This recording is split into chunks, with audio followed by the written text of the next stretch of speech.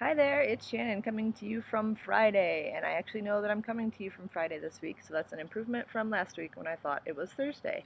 I'm outside my house right now, looking for some different kind of shooting locations rather than just my kitchen, and I told you last week that my house was kind of big, and that also includes a second story porch, which is kind of extravagant to me. So that's where I'm sitting, and I'm going to show you the view, some of the view, so you can kind of see what I see as I'm sitting out here.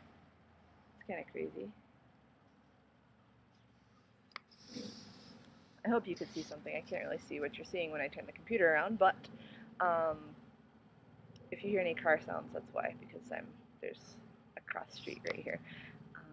To celebrate Book Blogger Appreciation Week and Top 10 Tuesday, I'm going to be combining the two. Book Blogger Appreciation Week is running all week, and there'll be a link to that below in the description if you want to learn more about that. And I'll also put a link for Top 10 Tuesday. The theme for Top 10 Tuesday this week at the Broken Bookish blog was books recommended to you by other bloggers. So I'm going to kind of go off of that and tell you 5 contemporary YA books I read because of other book bloggers. So the first one is Once Was Lost by Sarah Zarr. I read that one because of Tirzah the Compulsive Reader. And um, Sarah Zarr is excellent at weaving together the characters and the plot and showing some real progression with the character throughout the book. And she also deals with religion and faith.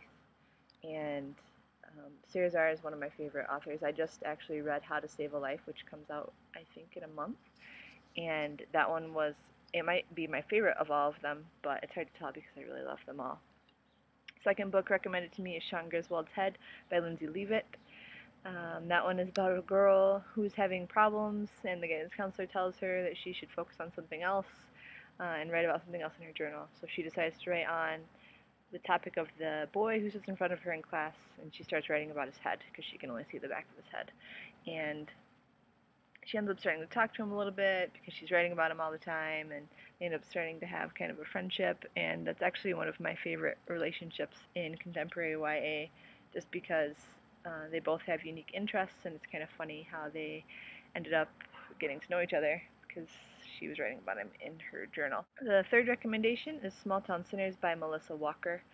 This one is about hell houses, which after I wrote my review and posted it on my blog, someone commented and said that they are actually real and they're often done in southern churches, and there are clips of them on YouTube. So if you wanted to go search hell houses, you could probably see what this book is kind of about. Hell houses are scenes of sin put on by churches. They're kind of like a play, and people go through from scene to scene, and then at the end there's a scene of heaven or hell, and it kind of tries to make people think about what they believe in and their religion. So, Lacey Ann Byers is the main character in Small Town Sinners, and is she really wants a main part in her Hell House this year, but a boy comes along and she starts to question what the Hell House means to her and what her friendships mean and what her family is to her. And it's all really well done. I think I read it in a night, and I read it because of Lenore at Presenting Lenore. She wrote her review, and then I went and bought the ebook right away. The fourth recommendation is the Summer I Turned Pretty series by Jenny Han. It's a trilogy, and you're in luck because all 3 are out now. It was an excruciating wait for the 3rd book for me. Um, Belly goes to a summer house every year with her family, and then another family comes to the house with them, and the other family has 2 brothers. So she kind of gets feelings for one of them as she's growing up, through books 1 and 2, and then in book 3 she's older, and you can kind of see the progression through all 3 books. And I'm sure many people would recommend that one to you if you want to read a contemporary YA series, because many people are in love with them. And that 3rd book was so emotional for me to read because I had been following Belly through the first 2 books, and she had to make some pretty hard decisions in that one. The 5th and final book for this vlog is Some Girls Are by Courtney Summers. Courtney Summers is one of my favorite authors hands down, no.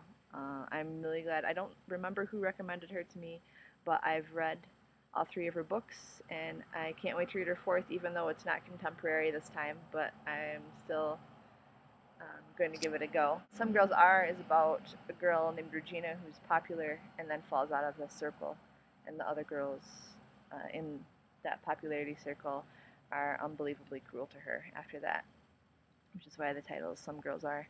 But her characters and her realism is just superb. So that's my list of 5. Once Was Lost by Sarah Zarr, Small Town Sinners by Melissa Walker, The Summer Series by Jenny Han, Sean Griswold's Head by Lindsay Leavitt, and Some Girls Are by Courtney Summers. If you have an idea for a future list, just leave it down in the comments below. I'm willing to do 5 or 10 in a list depending on what kind of topic it is. I got some great suggestions last week and I'm working on those. And hope you saw Christy's video yesterday. She talks about trends in YA literature. And make sure you stop by tomorrow for another video, and I will see you next Friday.